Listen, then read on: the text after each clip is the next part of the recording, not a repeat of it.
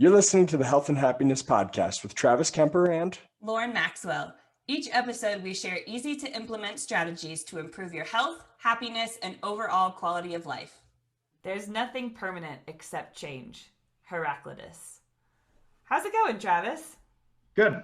90% of the leaves in the mountains have fallen, but I'm still enjoying my hiking and getting outside. The weather's been amazing. Yes, it is fall and I'm loving it. Me too.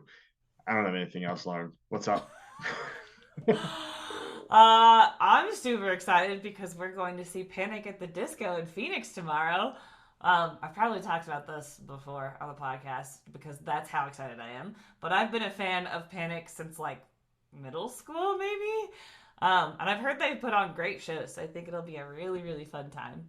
And then we're probably going to get some acai bowls the next morning before heading back to Flagstaff, which I'm also really excited about because acai bowls are like my new favorite thing. I had one last weekend for the first time in Sedona, and I don't think I've but I don't think I've been that stoked about something I ate in a long time. Oh my gosh, it was so good. I get super excited every time I eat a DiGiorno. Really? Yeah, for real. Pizza does that to you. Yeah. And me. Yeah. But I Pizza's don't know, great. man. Have you had an acai bowl? No, Oh never my even heard gosh. of it. I would probably like it, but I've never heard of it. It's just a lot of fruit. It's Huh. so good. And they put like granola on it. And the one that I had in Sedona had like bee pollen on it. Dude. Oh my god, it was so good. Anyway, so what are we going to talk about today, Travis? Well, the leaves are falling. It's getting cold. Winter is definitely coming. And this got me thinking about change and how many people are so resistant to change. So this week, let's talk about how to become more comfortable with change. Because whether we like it or not, winter is always going to come. It is widely assumed that the effects of negative environmental change and stress are necessarily adverse and have relatively short-term effects. It is also commonly assumed that these effects are linear. Basically, the greater the stress, the more negative the outcome.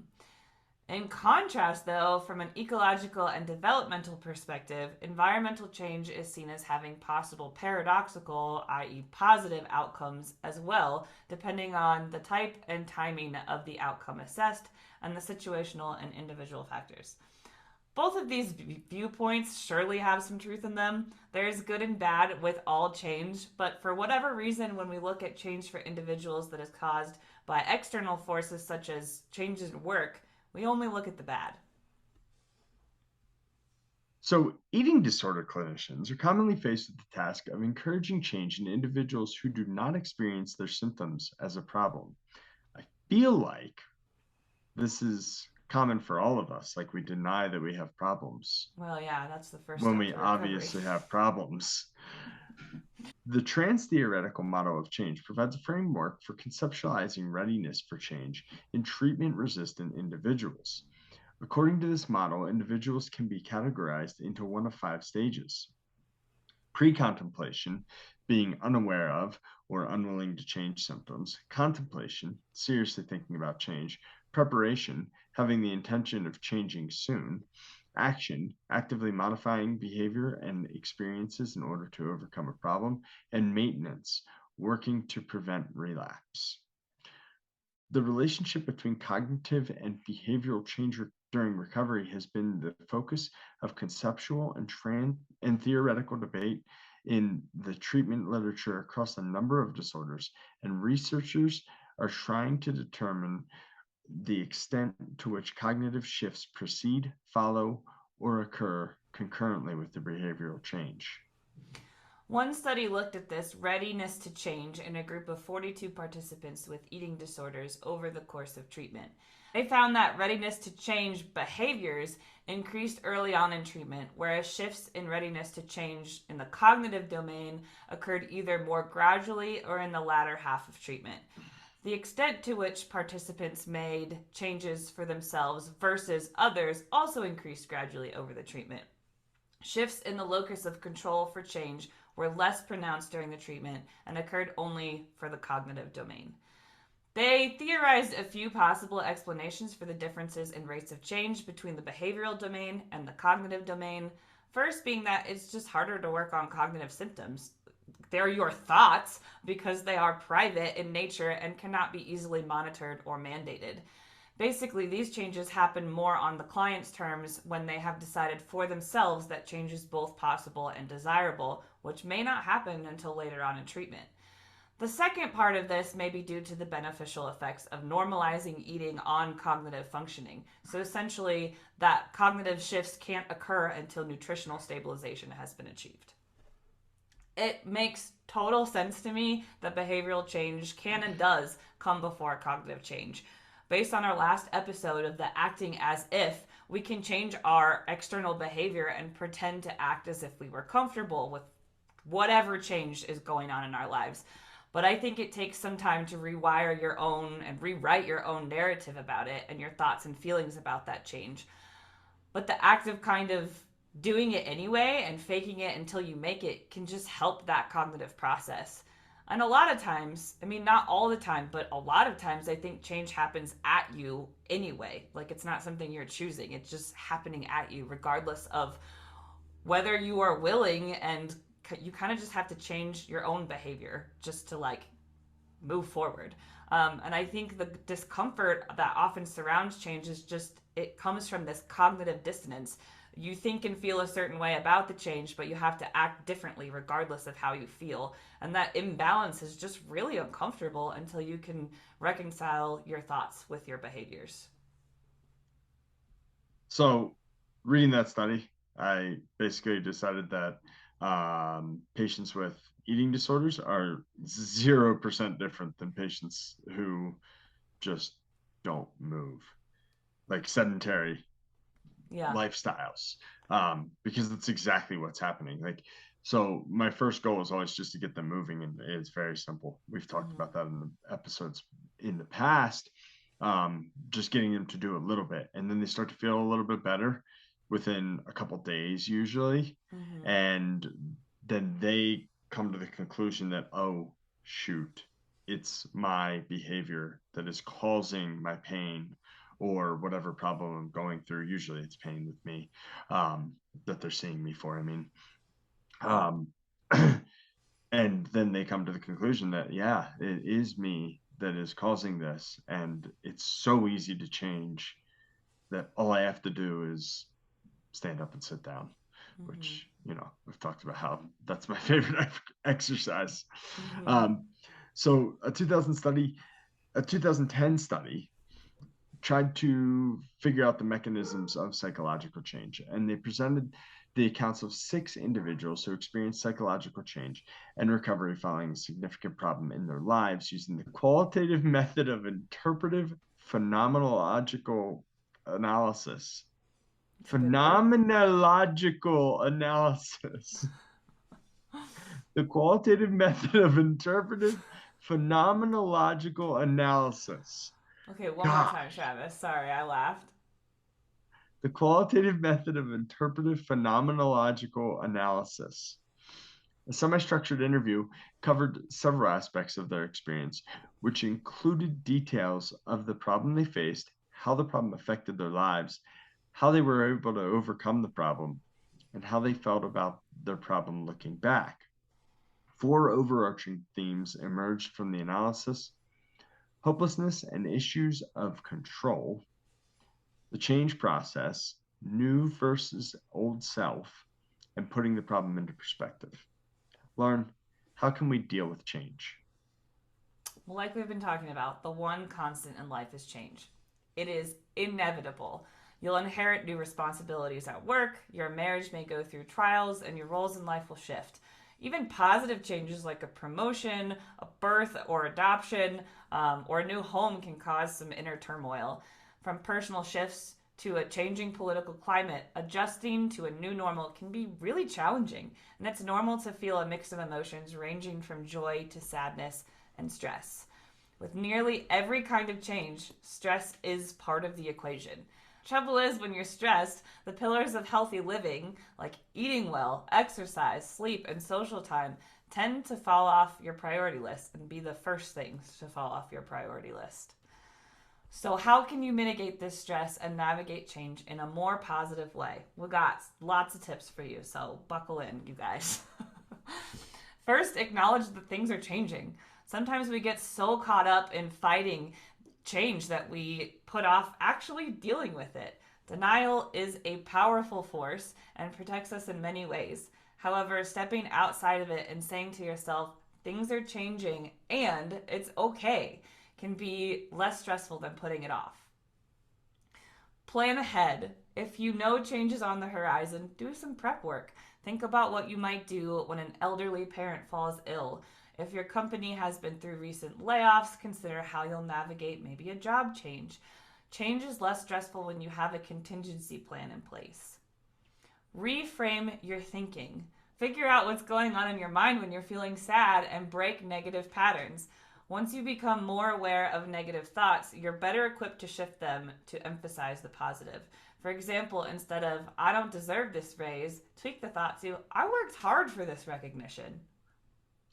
Write down the positives that have come from this change. Maybe due to this change in your life, you have met new people. Maybe you started practicing healthier habits. Maybe you became more assertive. Maybe the change helped you prioritize what is most important in your life. Change presents us with the opportunity to grow, and it's important to acknowledge how things have become better as a result. Take time to reflect. With such jam-packed schedules, most people don't take the time to mark or mourn what they're losing before diving into something new. Rather than numb feelings of sadness with new distractions, give your thoughts a voice. Write in a journal, talk with a trusted friend, or make an appointment with a therapist. Find a creative outlet for both expressing yourself or honoring your loss. Strive to maintain some normalcy. Structure and routine are comforting, so the more you can maintain your typical routine in the midst of change, the better off you'll be. Go for your usual morning walk, visit the same coffee shop if you can, and try to stick to your normal sleeping, waking, and eating times. Create some comfort in your life. Incorporate stress-relieving music and enjoyable activities into your day. Listen to relaxing music, meditate, go to the gym, or take a warm bath. It doesn't matter what you do as long as it's comforting to you and healthy. Avoid quieting troubling emotions with unhealthy behaviors such as smoking, drinking, and gambling. And don't be afraid to ask for help, whether from a trusted friend or a therapist. Count your blessings. Whether you just received a difficult diagnosis or you're about to start a new job, counting your blessings in a gratitude journal, and we've done a whole episode on gratitude journals, or sharing the top 3 highlights of your day with a family member at dinner can go a long way towards making you feel less depleted. Even during difficult times, things like noticing a starry sky or a beautiful sunset or watching a colorful butterfly can act almost like a reset button for your mind. Focus on your values instead of your fears. Reminding ourselves of what's important to us, family, friends, religious convictions, scientific achievement, great music, creative expression, and so on, can create a surprisingly powerful buffer against whatever troubles may be ailing us. In a series of studies spanning more than a decade, researchers led by Jeffrey Cohen and David Sherman have shown how people of all ages in a range of circumstances, from new schools and new relationships to new jobs, can strengthen their minds with a simple exercise. Spending 10 minutes writing about a time when a particular value you hold has positively affected you. The technique works because reflecting on a personal value helps us rise above the immediate threat and makes us realize that our personal identity can't be compromised by one challenging situation. Don't expect stability. In the late 1970s, a researcher at the University of Chicago named Salvatore Madi began studying employees at Illinois Bell. Soon after, the phone industry was deregulated, and the company had to undergo a lot of changes. Some managers had trouble coping, others thrived. What separated the two groups? Well, the adaptive leaders chose to view all changes, whether wanted or unwanted, as an expected part of the human experience, rather than as a tragic anomaly that victimizes unlucky people such as themselves. Instead of fleeing Instead of feeling personally attacked by ignorant leaders, evil lawmakers, and an unfair universe, they remained engaged in their work and spotted opportunities to fix long-standing problems with customer service and to tweak antiquated pricing structures. In contrast, the research found that the struggling leaders were consumed by thoughts of the good old days. They spent their energy trying to figure out why their luck had suddenly turned sour. They tried to bounce back to a time and a place that no longer existed. Exercise often, however you can. We all know that exercise is good for us, or at least all of us who are listening to this podcast, because we've talked about it I don't know how many times. It boosts our mood, it helps us sleep better, it keeps us healthy, and it significantly reduces symptoms of depression. Where you can, try adding it into your routine every day. You can start with a little every day and then keep adding to it, whatever works best for you. It's just essential for your physical and mental health that you do something. Perhaps you have some gym equipment at home, or you can use household items. Maybe you get enough exercise when you clean the house, or you prefer to put on some music and dance around the living room. Whatever it is, it's important to get moving to get these endorphins flowing. And finally, give yourself a dang break. In a time of change, you may feel a little out of control. You may feel like you're not living up to your expectations for yourself. Remember that you are allowed to do less than what is humanly possible. Nothing says you have to function at 100% all the time. We all have good days and bad days. Give yourself some grace while navigating something new. Challenge this week is to accept that Heraclitus is correct and that the only constant in your life is change. Embrace the change in your life while trying to maintain the healthy habits and relationships that you have formed. Lauren, great job today. You too, Travis. This was fun. This was fun. Thanks everybody for listening, and we'll see you next week. See you next time. Bye. Bye. Thank you for taking the time out of your busy day to listen to this episode of the Health and Happiness Podcast. We hope you enjoyed the episode and are getting benefits from our content. If your life is improving in part due to the information in this podcast, we would greatly appreciate you sharing the episode with your family and friends on social media and leaving us a review so we can continue to reach more people and improve the health and happiness of the community at large. Thanks again, and we will see you next week for another episode of the Health and Happiness Podcast.